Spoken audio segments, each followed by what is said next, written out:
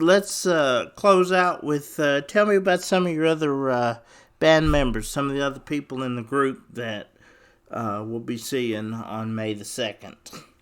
Okay. Well, I gotta show respect to some of the players. Like, this is my musical director, Mr. Melvin Miller Jr. Mm-hmm. He, like I said, actually was a protege of the Holland songwriting producing team that wrote all those great Four Tops hits, and also hits for the Supremes as well. Mm-hmm. Of course, there is Julia Garrison. She was an actress, a singer, and she embodies Diana Ross. She loves Diana Ross down to the very fingernail. Mm-hmm. So when she performs, she's channeling the spirit of Diana Ross to the audience. So you're getting that same energy. She's a fabulous person to see perform. Every ounce of her body tells you she wants you to be happy. She wants to give you all of herself to you on the stage. Susan Spain. Susan Spain is also an actress. She starred in a TV series on Fox Network called Our Kind of People, and she played a matriarch in that series that was on Fox. She's a singer. She's a writer. She's a playwright. Very, very talented woman. Then there's Sonia Chin. Sonia Chin toured for many years with one of the a tribute to the Platters, and she toured across the country and around the world with that group. So, and she's performed alongside people like Jerry Butler. So was she doing Zola Taylor when she did the Platters? Is that? Well, when you do that, that's the only role you play. They call that the platter dish role. Ah, fantastic. And that's the platter dish. Yeah, the female is called the platter dish. They were doing a show in Vegas, I believe, when they got that name. I forgot who gave it to them. And you were saying she shared the stage with Jerry Butler. Percy Sledge. Numerous groups, all these people. Chuck Berry. She's done the presidential inaugurations where she performed. Chuck Berry was on the same slate with them doing that. It was Clinton's inauguration in 2001, Millennium. Mm-hmm. Yeah, so it's an all-star cast, and everybody in this cast has been performing for over 40 years of their life. There are no young children. Yeah. They look young. They all look young. Everybody's a pro's pro. Everybody's a pro. In other words, when I put together this production, the first given in this, Zach, is that first you have to have the talent. Mm-hmm. But the main criteria for having anyone in this company is character and integrity, their ability to share their talent with the person next to them. Their utmost respect for the audience, meaning that they don't ever take the stage with an attitude. Everything is about the audience because, let's face it, Zach, people do not have to buy a ticket. They can stay home and listen to the records. Right. They don't have to get in the cars and drive to come to a theater to watch or hear anybody. They do it because they really want to. So the artist has a one responsibility, and that is to give you everything they have to make sure that you really enjoy the experience. And that is the criteria and the essence of Shadows of the 60s. That's why we do this, because we love this, but we also respect. I worry about my audience. That at the end of the concert, you will hear me say, please be careful getting home. Because I don't take it for granted that people are getting in their cars and driving with the way people drive crazy on the highways. You bet. I worry about their safety. I worry about them getting there safe and getting home safe. It's always remind them, listen, you've been in a concert where you've been laughing and celebrating life. Don't get distracted on the road going home. Be careful. Even if you're going 5 blocks home, be careful. That's right.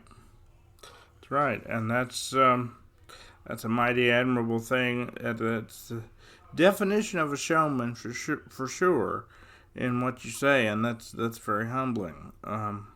But we are certainly fortunate to have you come to.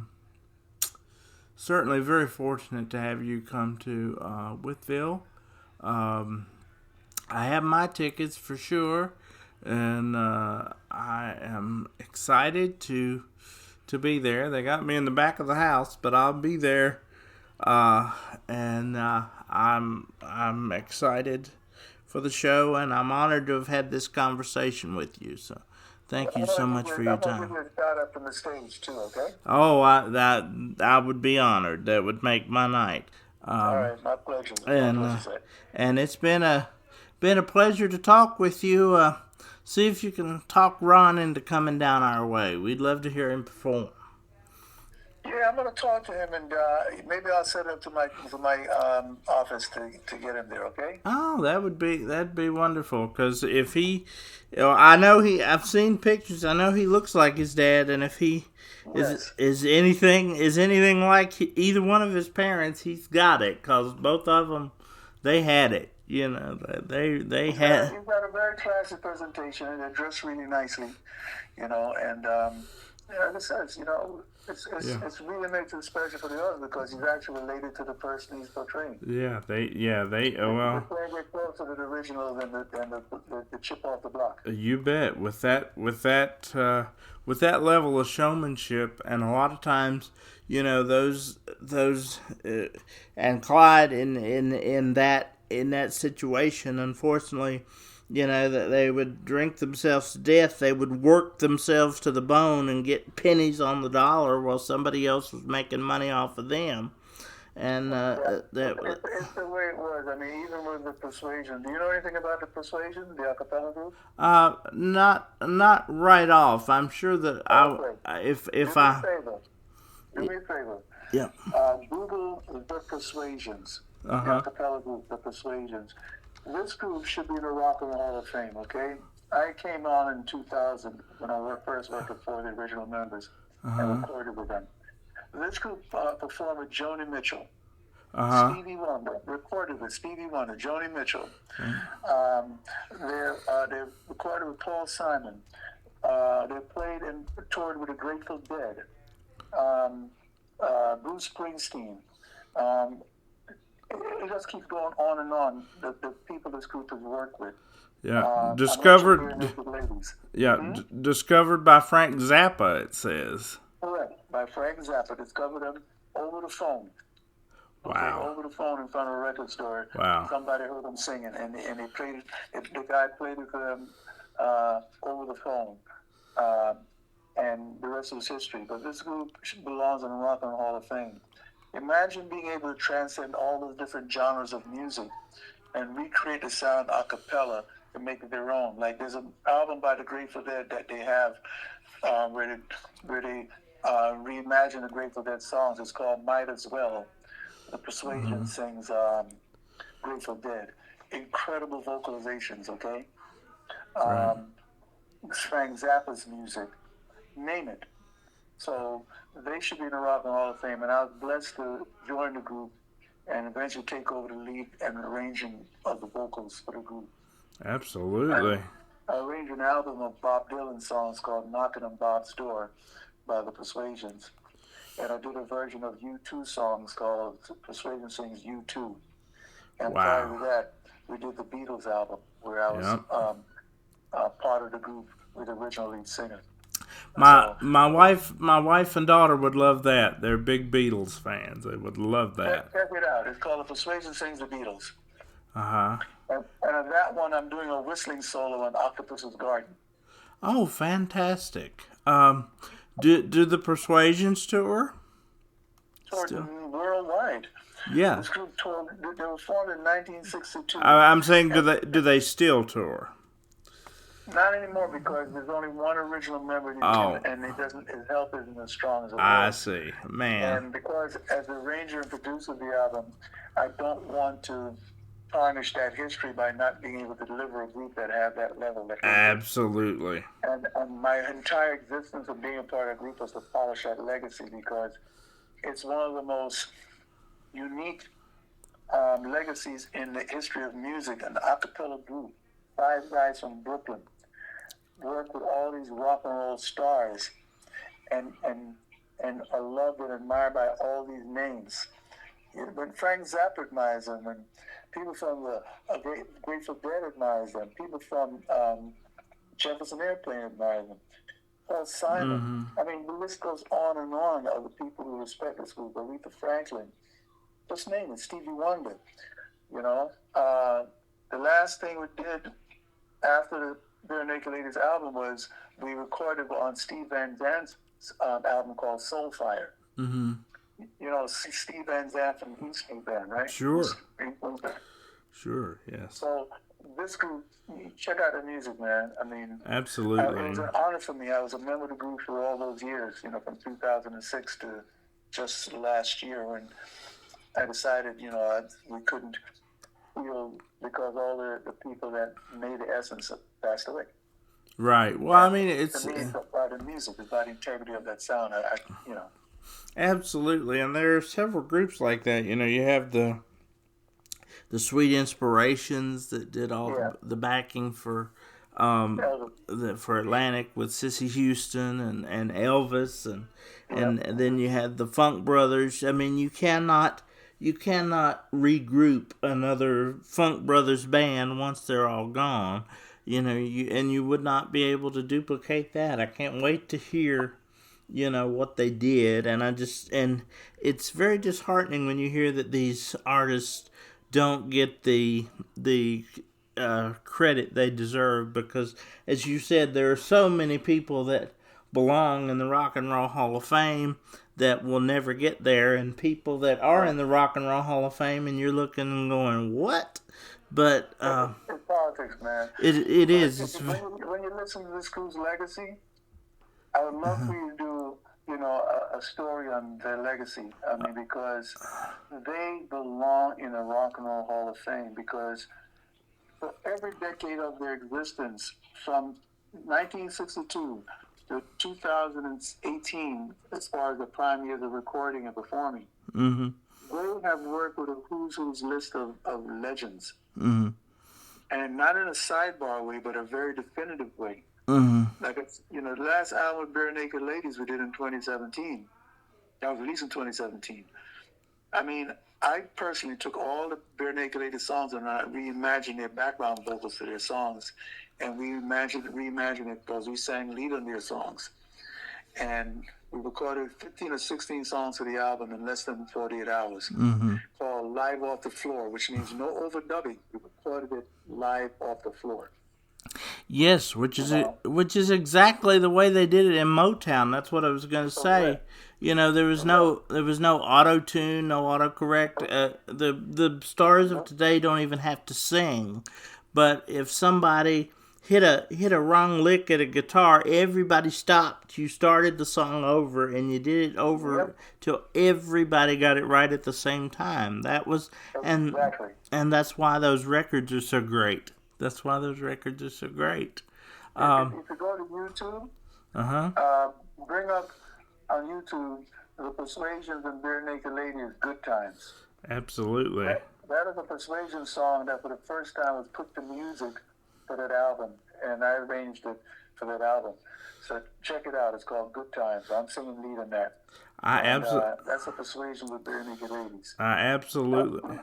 That song should have gotten airplay, but you know, politics in the world it is. But check it out. You tell me what you think of it, okay? Oh, I definitely will. And you've inspired me. You said you'd like me to do a story on the Persuasion, so I will. Yeah. I will do that and put that together. And you know, we've talked enough today. You've been generous enough with your time today that we've almost got enough that we can have a two-parter, and I can do one episode on Shadows of the '60s and another on the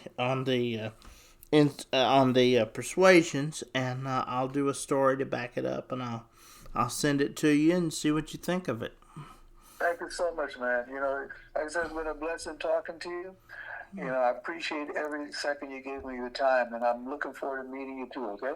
Well, the pleasure and the honor and the blessing certainly was mine. I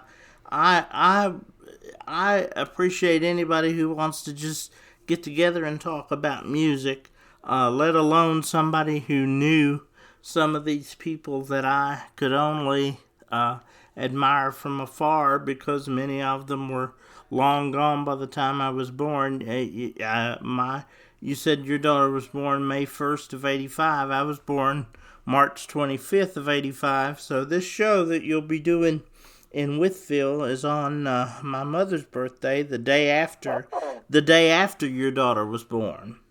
wow. So, Cool. so Fantastic. I'm going yeah. to send you a picture too, okay? A picture of me with the four tops, all right? Oh yes, do that, and I can include that in the article. Yes, I would love to do that, and thank you so much for your kindness, and I've enjoyed this conversation more than I can tell you, and I thank you for giving me your time. I hope that I will do a good job for you with these stories, and we're going to try to get you. I already know you're going to, so I have no doubt.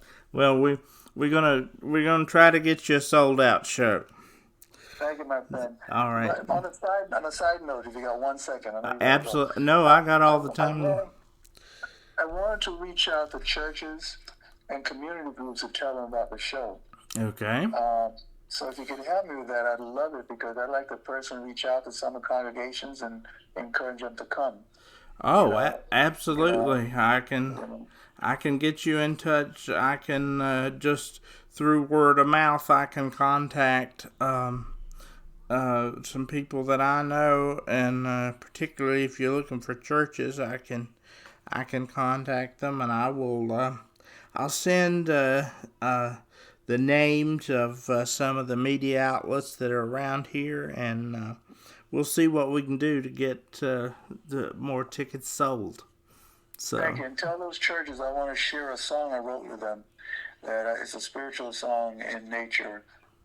It's called "Celebrate the Change in You," which means, Zach, we all know this, that changes, I tell people, is the one thing you can't avoid happening.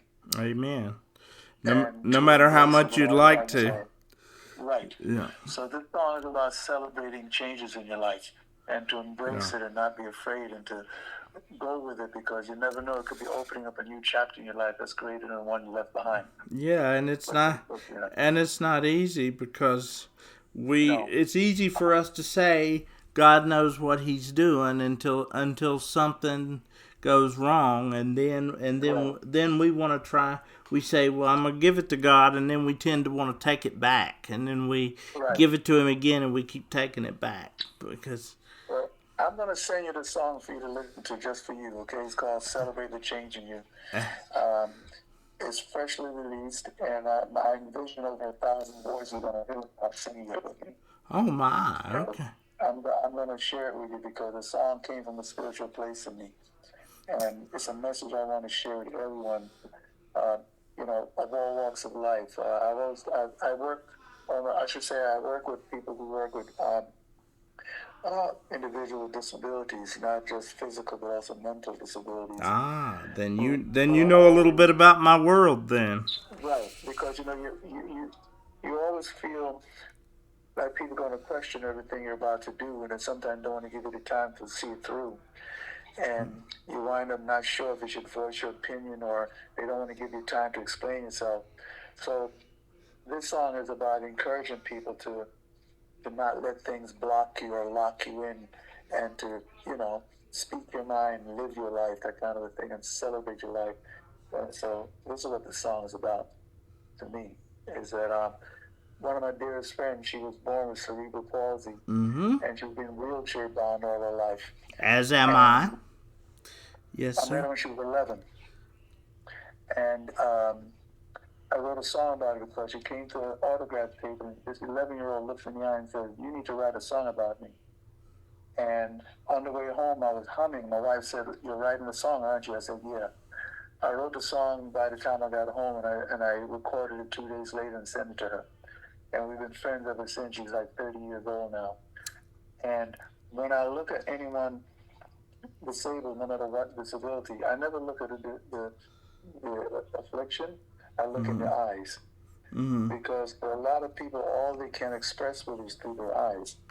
So I don't see the physical part of it. I just look into their eyes. Where for some, and I've been to Children's Hospital where it is the case, Zach, where the children who can't move anything but their eyes. Right. So this song meant a lot to me to release it because we live in a world where people are becoming detached from each other. Isn't that the truth? And it hurts me because our humanity lies within our ability to communicate with each other. It's not in the material things we hold or possess or see. And so this is what the song means. And I ain't gonna say anymore. I've been talking to you too long, right? No. I didn't even remember that I told you that I was born with cerebral palsy. No, you did not. You just said that you were in a wheelchair. Yep. I didn't know that. Yeah, I was born with cerebral palsy. And you know how the world is, society and everything. They want us off the planet, basically. And they want you in a corner, man. They'll throw me in an institution and tell me I can't do anything. And I've been very blessed. I have a wonderful wife. Who is not well herself. She has a congenital heart condition, but she gives so much of her life so that I can have a life, and I have a beautiful, perfect 10-year-old daughter, and that's all. And I've already done things that society told me I would never do. So, and that includes having this job. So, it's as I said, it's been a great honor and a great blessing to talk with you today. The blessing has been mine, sir. Well, God bless you. I'm going to send you that picture. I'm going to send you that song right now. Yes, sir. And I look forward to meeting you on May 2nd. It's going to be a great show, and we're going to get it sold out for you. Fantastic, my friend. See you soon. Thank you so much. Bye-bye.